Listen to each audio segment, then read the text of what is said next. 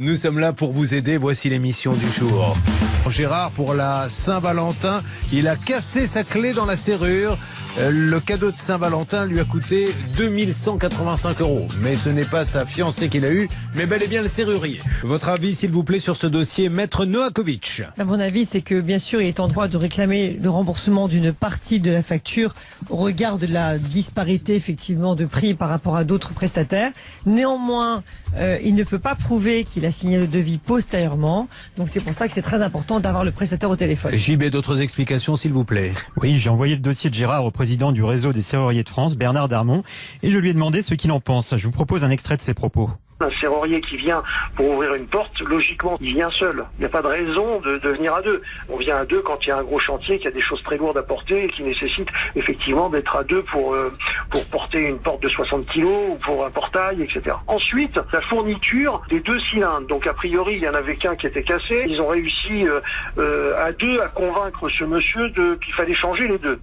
En lui disant d'ailleurs que le cylindre qu'il posait était homologué par les compagnies d'assurance, ce qui n'est pas le cas, puisque les cylindres Héraclès ne sont pas homologués par les compagnies d'assurance. Ces gens-là ont un discours bien rodé. Alors rappelons que la compagnie d'assurance n'a remboursé que 150 € sur les 2185 € payés par Gérard, ce qui correspond au prix classique d'une ouverture de porte. Nous sommes très clairs là-dessus, Maître Novakovic. C'est vraiment une négociation que nous allons tenter avec ces gens-là gentiment, puisqu'encore une fois, malheureusement, le consommateur n'ayant pas fait ce qu'il fallait, ayant accepté de signer un devis après, ayant accepté que ces gens-là touchent à la serrure et disent après, ça fait 2400, malheureusement, même devant un tribunal, ça ne serait pas gagné d'avance. Complètement, Julien, même si nous bénéficions d'un faisceau d'indices au regard des nombreux cas que nous traitons à ce sujet, il est vrai que malheureusement, il y a un problème de preuve dans ce dossier en fait. À partir du moment où vous acceptez de signer un devis, une fois que les travaux sont faits, c'est très compliqué pour nous de vous aider. Il a quand même vidé son plan épargne logement, je crois. Tout à fait. C'est vraiment, il a utilisé toutes ses économies, donc c'est vraiment embêtant. Appelons cette société qui est dans une domiciliation pavillon sous bois. Encore une fois, une domiciliation. Une nouvelle fois,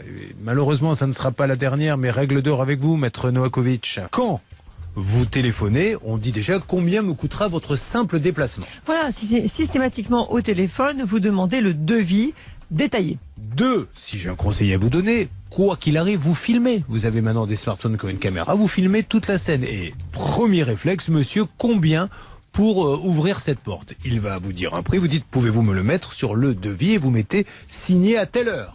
C'est important. Et après vous filmez tout simplement la scène et vous allez bien voir qu'il va utiliser une simple radio et va vous mettre après qu'il avait utilisé je ne sais trop quoi pour vous faire payer une fortune. Et d'ailleurs si on vous force à signer un devis postérieurement et alors même que vous refusez, eh bien il est toujours temps de marquer devis signé postérieurement à la prestation. Alors nous avons du nouveau Hervé Pouchol. Je vous passe le gérant, monsieur Berda. C'est super. Bonjour monsieur Berda. J'ai retrouvé la facture du client. Il me faut une dernière chose pour pouvoir vous proposer un remboursement partiel de la facture, c'est la facture fournisseur. Et à partir de là, je vais pouvoir revenir vers vous et vous donner un montant de remboursement cohérent. On se parle d'ici la fin de la semaine?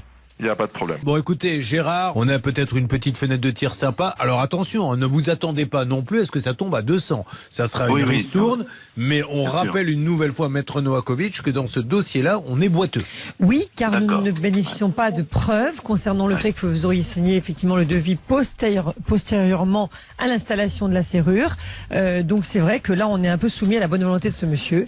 Donc c'est très bien qu'il fasse un effort financier. Bon, j'ai discuté avec ce monsieur. On est parti sur un accord de 1000 €. Je vous écoute. Je voudrais simplement dire qu'on m'a fait signer sur tablette et sur tablette on peut pas rajouter des commentaires sur le devis.